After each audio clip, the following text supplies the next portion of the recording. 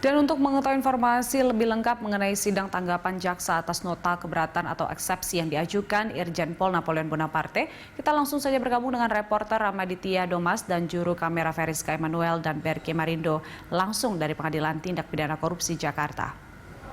Ya Rama, bagaimana jalannya sidang pada saat ini?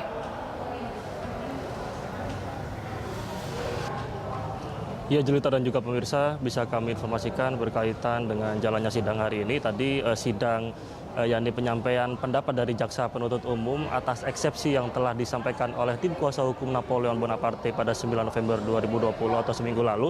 Ini sudah berjalan yakni sejak pukul 10.50 waktu Indonesia Barat. Dan tadi juga Majelis Hakim juga sudah hadir pada pukul 10.50 hingga setelahnya sidang dilanjutkan.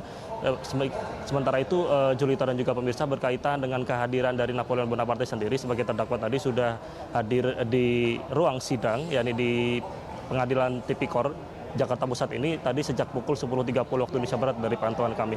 Sementara itu Julita dan juga pemirsa memang atas sidang yang digelar hari ini merupakan sidang penyampaian pendapat atas eksepsi yang disampaikan oleh tim kuasa hukum Napoleon Bonaparte pada 9 November 2020 di mana disampaikan pada eksepsi pada seminggu lalu tepatnya ini Julita bahwa tim kuasa hukum Napoleon Bonaparte keberatan atas dakwaan-dakwaan yang disampaikan dan yang dituduhkan kepada kliennya ini.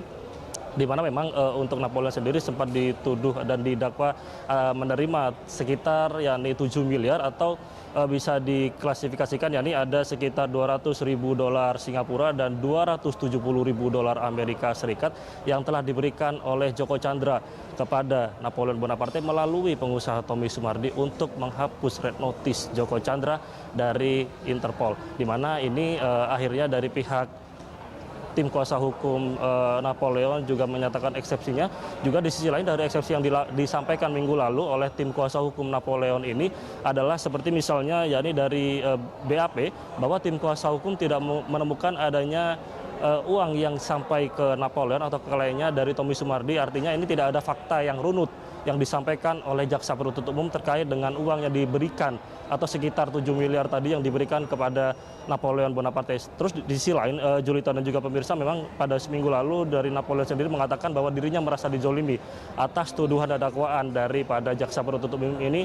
Mereka dari Napoleon sendiri mengatakan bahwa ia dizolimi oleh pejabat negara. Dalam hal ini memang masih dalam tanda tanya, artinya hingga saat ini memang kemarin sempat diklarifikasi juga oleh tim atau dari pihak Barreskrim Mabes Polri atau dari Humas Polri sendiri bahwa mengatakan bahwa sejauh ini tuduhan atas adanya petinggi Polri yang tersangkut dalam kasus red notice ini yang sempat dikatakan oleh Bonaparte atau Napoleon Bonaparte ini adalah tidak benar, bahwa memang dikatakan adalah tuduhan ini yang menyangkut petinggi Polri atas adanya kenaikan harga dari 3 miliar menjadi 7 miliar yang saat ini sudah atau tengah ramai dibincangkan. Ini tidak benar dan hingga saat ini memang dari tim penyidik juga masih terus melakukan penyidikan.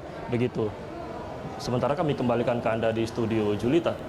Iya Rama, dari jaksa sendiri apa respon ataupun tanggapannya terhadap eksepsi dari Napoleon Bonaparte? Iya Julita dan juga pemirsa, memang tadi sempat kami dengarkan sedikit atas hasilnya atau perjalanan sidang penyampaian pendapat daripada jaksa penuntut umum ini, bahwa memang dari jaksa penuntut umum mengatakan atau menyampaikan pendapatnya berkaitan dengan eksepsi ini seperti misalnya dari penetapan tersangka dan terdakwa Napoleon Bonaparte ini adalah sah sesuai dengan hasil penyelidikan dan penyidikan. Juga dari klarifikasi keberatan yang sempat dikatakan oleh atau disampaikan seminggu lalu oleh tim kuasa hukum Napoleon Bonaparte ini adalah wajar bagi jaksa penuntut umum ini karena memang ini merupakan agenda persidangan dan juga rentetan dalam persidangan. Juga di sisi lain dari jaksa penuntut umum tadi sempat menyampaikan bahwa surat dakwaan Napoleon ini merupakan seutuhnya. Atau di sisi lain memang sejauh ini ada 5 perkara atau 5 dakwaan yang disampaikan oleh jaksa penuntut umum bahwa 5-limanya ini adalah sah sesuai dari hasil penyelidikan. Sementara di sisi lain memang dalam perbuatan Napoleon Bonaparte seperti misalnya sempat dikatakan bahwa Tommy Sumardi pengusaha yang diberikan mandat oleh Joko Chandra untuk memberikan uang kepada Napoleon Bonaparte ini merupakan permintaan bantuan dan itu disangkal oleh tim penuntut umum atau jaksa penuntut umum bahwa ini bukan merupakan permintaan bantuan alias ini merupakan tindakan yang pure atau yang baru dilakukan oleh Napoleon Bonaparte. Juga Julita bisa kami informasikan memang sidang penyampaian pendapat atas eksepsi tim kuasa hukum Napoleon Bonaparte ini baru saja selesai. Ini baru saja kami pantau selesai, yakni tadi sekitar pukul 10, maksud kami 11.25. Dan tadi dari tim jaksa penuntut umum juga meminta dan menolak adanya eksepsi daripada tim kuasa hukum Napoleon Bonaparte dan meminta kepada majelis hakim untuk melanjutkan sidang kasus penghapusan red notice ini untuk berlanjut ke sidang atau ke tahap selanjutnya, begitu Julita.